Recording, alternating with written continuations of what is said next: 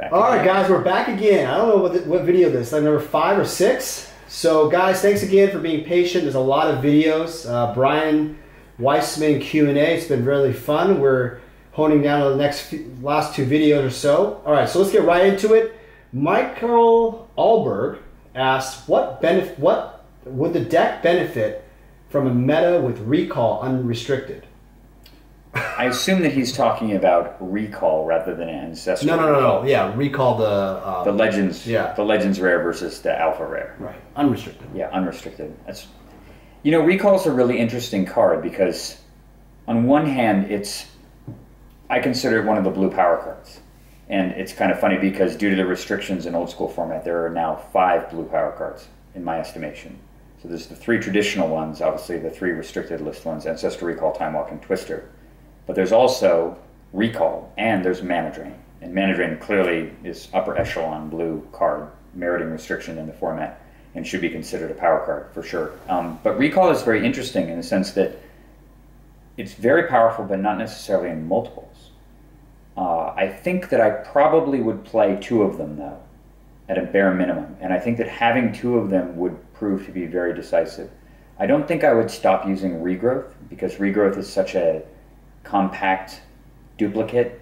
In many instances, it's often equivalent in power level to Demonic Tutor, especially if you've been lucky enough to draw Ancestral Recall. If you're Daniel, for example, and you've cast your obligatory turn 2 or turn 1 Ancestral Recall, then Regrowth's power level spikes up massively, and you get this snowballing effect. And Recall has a place in that snowballing relationship where you Demonic Tutor, or you just outright draw Ancestral Recall. You play it, that gets you to Regrowth. You play that, then that draws you further into your deck, and you draw Recall, and then you recycle both of those effects again, and it puts you so far ahead that your opponent is just buried, especially if you're able to dismantle their mana and so on, and they're not able to draw something equivalent. Recall, of course, requires discard from hand, although it's way more powerful now than it was back when we played it. For the longest time that I played with the card, discarding the cards was part of the casting cost. So you actually had to set cards aside while you were announcing the spell. You would announce your targets, and you're saying, I'm going to recall discarding these 2 cards for these 2 cards. Do you want to counter it? And your opponent, if they countered it, you'd still lose the cards you were discarding, which made it much worse, especially when people were playing with Red Blast. Nowadays, you just announce your intention, you announce your targets, and you pay your mana, and you only actually discard if they counter it, which makes it much stronger and makes it less likely to be an unrestricted card. It's certainly not a card you would ever play with 4 of in any deck, including a weird combo deck or something, but I think that having 2 of them in the deck versus just 1 would radically change the way that the games would play out. It would allow you to further abuse those insane Ancestral Regrowth Time Walk starts that sometimes just make the games completely lopsided. Right. And if you had 2 Recall type effects, you could burn one early on getting your Ancestral back, knowing that you had another one in your deck to recur later. And I think that would probably be unhealthy for the format in general. I think that 1 is probably the right number, and it causes people to be very thoughtful about how they use the card and how they ration it, which is, I think, one of the most important skill testing things in the game, is because so much of the games hinge on proper use of Demonic Tutor, Ancestral Recall, Time Walk, and Brain Geyser, and to a lesser extent Recall. Giving someone just an extra version of one of those cards just makes it so they can blunder their first one and still do fine. I think that there should be some degree of punishment if you misplay one of those cards. All right, great question. Thanks, Michael. All right, next question is from Jimmy Hansen. He asks, what is the deck's worst matchup? That is also an excellent question. It depends entirely on what format you're playing, what version. What version? In the version that is played, the NoobCon version, I'm not sure what that's called, the Swedish Rules version. Yeah. Truthfully, the deck doesn't have any bad matchups. I think that it's heavily favored pretty much against every single strategy.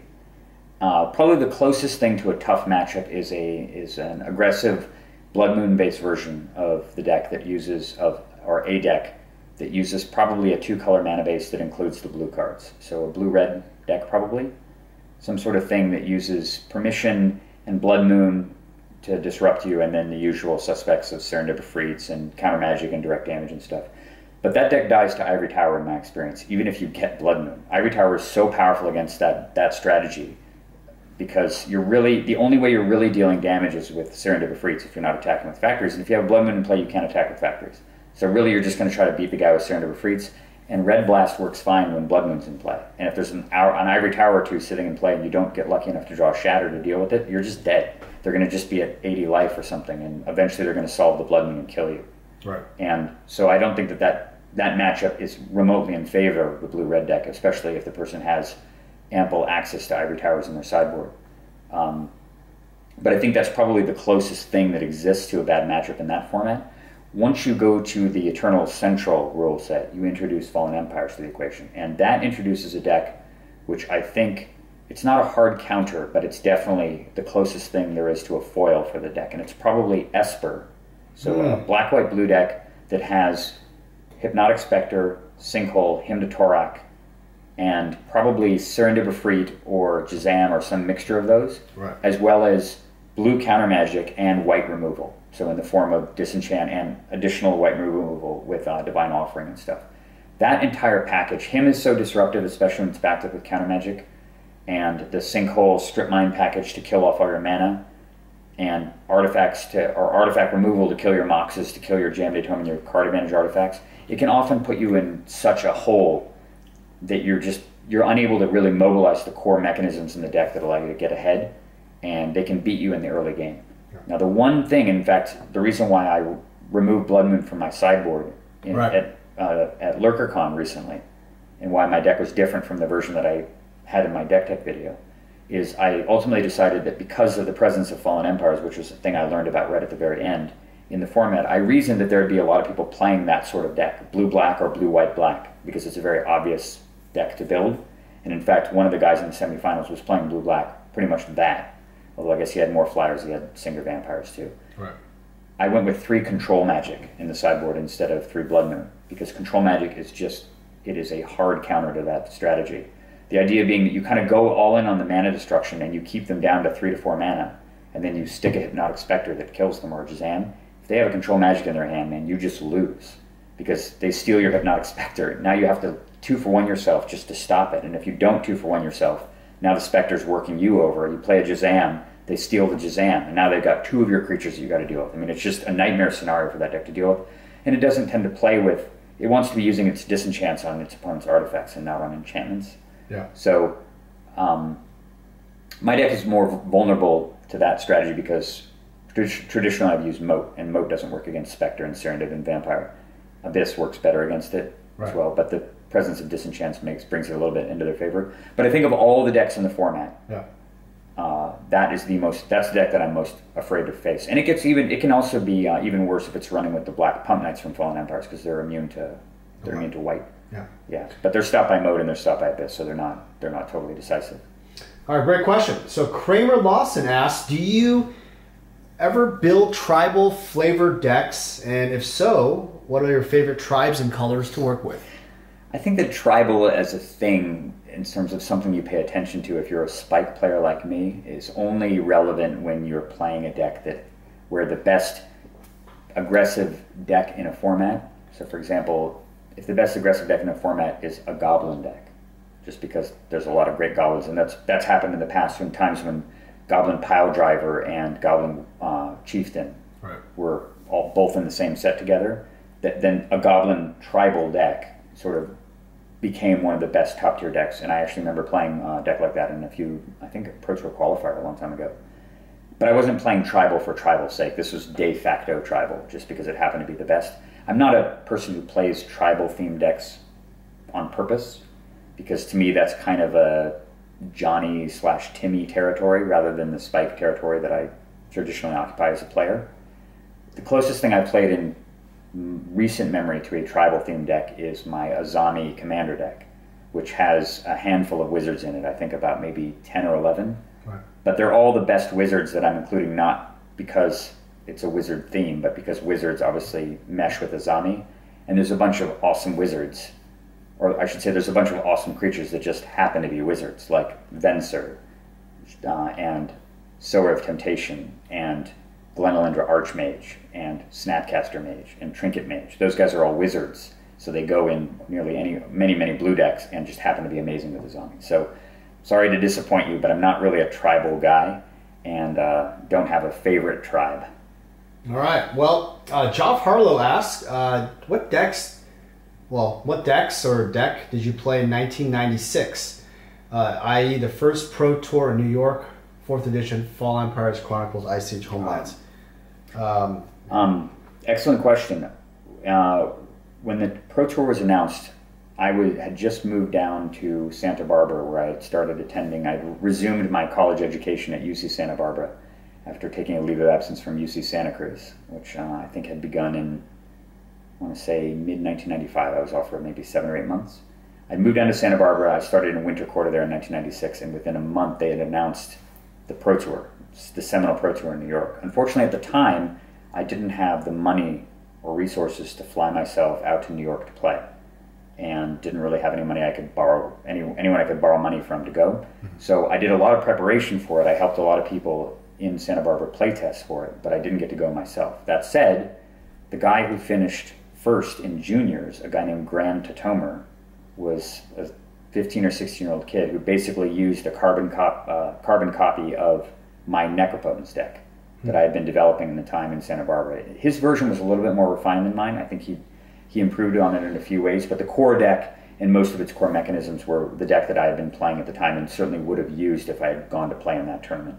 So the first Pro Tour I actually played in was Pro Tour number 2, which was the first tournament held in Los Angeles. And it was the most bizarre, ridiculous format ever. It was booster draft with Homelands and 4th edition. You could not come up with 2 more discordant sets if you tried in terms of power levels. So you had, on one hand, you had 4th edition. We had 2 packs of 4th and 1 pack of Homelands to draft from. So with 4th edition, you had this absolutely insane set that had cards like Balance and Mind Twist and Armageddon and Fireball and Disintegrate at common and Lightning Bolt at common and Pestilence and just all terror, absolutely insane top tier commons, even crazy rares like Mind Twist and Armageddon, amazing uncommons like Control Magic and stuff. And then you had Homelands, which is easily the worst set of all time. People malign Fallen Empires as a set, and it certainly is worthy of derision, but it is, in terms of power level, there's lots of awesome stuff for limited in Fallen Empires. There's the Pump Knights, the Thalids are really good, some of the Homerid guys work pretty well. Homeland's total utter dog shit. There was almost nothing in that entire set that you would ever want in your deck. In fact, you would measure the power level of your draft decks in that format by how few Homelands cards you wound up having to use. Right. And so that was the first tournament that I actually played in. On top of that, we played with Interpod Play, which I think is the only time they ever did that in a limited Pro Tour, where you would draft your deck and then you'd play against people from other tables rather than your own pod. Right. And in a set that had that much disparity in power level, you're completely at the mercy of the packs that you open. So you could have an entire 8-man pod that was totally card dead. You play against the guys at the other table that are just rolling in fireballs and disintegrates and stuff. It was totally unfair. It was ridiculous. I did really well on day 1, actually, and it was one of those games, maybe the only tournament or one of the first few where they actually made you play all 3 games in each match. Right. So I went 5-0 in games on day 1 and 13-2. 5-0 in matches, 13-2 in games going into day 2, and then utterly card dead on my first pod on the second day. Crazy. All right, Joff also asked the question, to my knowledge, Pro Tour Dallas was the last massive Type 1 event you played in. Do you have your deck list from the event? We'll have to find that. But in my opinion, this was the pinnacle of Type 1 Magic. And I hope this is the set legality that Old School expands into. So I guess maybe the question is, expansion to... so I don't know what sets I can actually answer his question. Pro Tour Dallas was right after Mirage debut. Mirage was the set that had just come out. So 96. Yeah. So there was up through the standard format at that time. It wasn't called standard. It was called Type 2. Included Alliances and Mirage. Those were the 2 most topical sets that were legal. I don't think that Visions had not come out yet. I think we were pre-Visions, so there was no Vampire Tutor in the format yet. And obviously Vampire Tutor was a huge inclusion, especially because it was unrestricted for a good while. The deck that I actually used in that, which I remember well in the Type 1 tournament, was a creatureless version of the deck that ran 4 copies of Mystical Tutor. And because Mystical Tutor hadn't been restricted yet. And so the intention was to basically play with a few less answers. Previously we'd been running 4 Swords and 4 Disenchants and so on. And so we ran 4 Mystical Tutors and 3 of some of those other cards. And of course the main goal was to just Mystical Tutor for Ancestral Recall, cast that, then Mystical Tutor for Regrowth, and cast the Ancestral again, and Mystical Tutor for Brain Geyser, and it was just a chain that would roll. And the deck worked quite well. I remember my very first match, even though that tournament was 22 years ago. The guy goes, turn 1 land, turn 2 land, end of my turn he casts Limdol's Vault. The Gold Alliances card. The Gold Alliances card. And on the next turn, guess what he played? I'll give you 2 guesses. Not Rust. This is after, no. Mystical Tutor. No, this is after he cast Limdol's. I'm not familiar with the cards. He went down fairly deep into his deck. I mean, he paid 6 or 7 life. Okay. And what do you think his next play was? I don't know. Library of Alexandria, of course. You know what? I don't remember Limdol's. I didn't play that card a lot. Okay. Yeah, is that the one you can? You look at the top 5. You can put them back in any order, or you can pay 5. You can pay 1 life to repeat the process to go 5. You put those 5 cards on the bottom, and you go 5 cards deeper. And of course, Library. So he puts Library out, and I have no strip mana, and I just lose. In game 2, I think it's just a good back and forth game, and I win. And game 3, he plays turn 1 Library, and I have no strip mana, and I lose. The damn Library. That was how the tournament began for me. Yeah. God damn. Which was very frustrating. I won a few games. I actually played against Mike Long in that tournament at the very tail end of day 1. Yes. I don't actually. It may have only been a 1-day tournament, I think, because it was sort of a side event at Dallas. Right. But I would not call that tournament the pinnacle of Type 1, as he likes to call it. Yeah. Basically, because the deck that won was not demonstrative of what was generally traditionally good in the format. Scott Johns won the tournament with a blue-red-white deck, and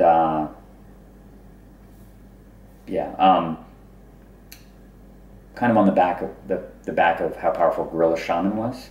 But his opponent in the semifinals, a really, really awesome guy named Hui St. Shui, who was also from the Bay Area, was playing with like 64 cards or something, which is some crazy thing he did. Anyway, I just felt like the 2 decks in the finals, based on what was actually strong in that format, were